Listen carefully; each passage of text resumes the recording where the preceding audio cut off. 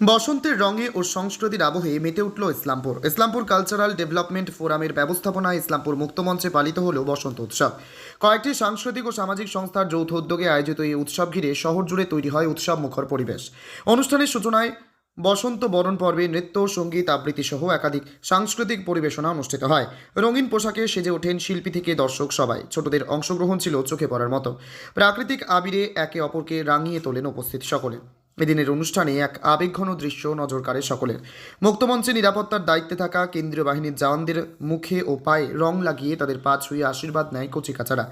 জওয়ানরা স্নেহ ভরে শিশুদের আশীর্বাদ করেন। বসন্ত উৎসবের আনন্দের সঙ্গে মিলে মিশে যায় সৌহার্দ্য ও সম্মানের এক অনন্য বার্তা। আয়োজকদের পক্ষ থেকে জানানো হয়, সাম্প্রদায়িক সম্প্রীতি ও সামাজিক বন্ধনকে আরও মজবুত করতে এ ধরনের অনুষ্ঠানের আয়োজন করা হয়েছে।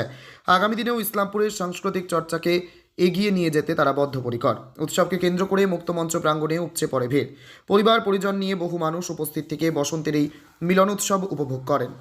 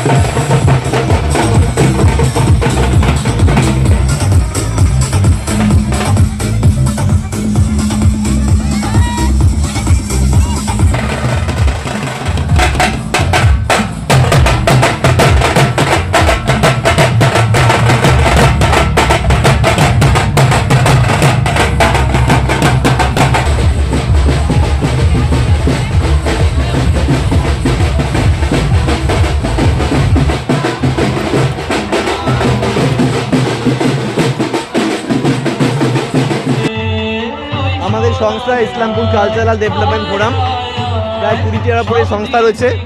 এটি একটি সম্মিলিত সংস্থা, তাই সব শিল্পীরা মিলে 500-র উপর শিল্পী আছে আমাদের। সব শিল্পীরা মিলে আজকের দিনটা উদযাপন করি। এটা আমাদের 8ম বর্ষ, যেখানে অন্যান্য দেশে বারুদের উৎসব চলছে, আর আমাদের এখানে রঙিন উৎসব, আবিরের উৎসব, সম্প্রীতির উৎসব, শান্তির উৎসব আমরা পালন করছি। চেয়ারম্যান উদ্বোধন করেছেন কানাইলাল আগরওয়াল। এছাড়া আমাদের বিশিষ্ট কবি নিশিকান্ত সিনহা, রাধেশ্যাম দে সরকার, স্বরূপানন্দ বৈদ্য সহ অন্যান্য সবাই ছিলেন মোটামুটি।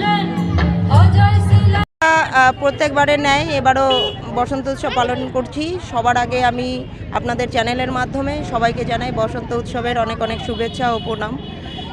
আমরা প্রত্যেকবারের ন্যায় এবারও আমরা একসাথে সমবেত হয়েছি। পাড়ার সব মহিলারা, পুরুষেরাও রয়েছে আমাদের সাথে। আমরা একটা র্যালি বের করি এবং সবাই বাড়ির, আমরা কাউকে জবরদস্তি কোনো কিছু না, আমরা শুধু টিকা দিয়ে আমরা বাড়ি থেকে বের হই, সবার বাড়িতে বাড়িতে দিই এবং একটা পথযাত্রা করে তারপর আমরা এক জায়গায় জমায়েত হয়ে সেখানে মিষ্টি মুখ করে তারপর আমাদের পালন শেষ। না, ওদিকে আমরা যাব না, আমরা পঞ্চায়েতের, গ্রাম পঞ্চায়েতের মধ্যেই করি। আজকে আমাদের এই তারপর হচ্ছে আমাদের একজন সিঙ্গার রয়েছে। আমরা ওখানে গিয়ে সমবেত হওয়ার পর একজন সিঙ্গার রয়েছেন আমাদের, কি নাম যেন, সুজন স্বর্গ, ওনাকে দিয়ে ওনার কিছু গান রয়েছে। আমরা সেখানে সবাই একসাথে মাতামাতি করব, আনন্দ করব এবং মিষ্টিমুখ করে আমাদের আজকের পর্ব শেষ করব। পঞ্চায়েতের উদ্যোগে না আপনার ব্যক্তিগত উদ্যোগে?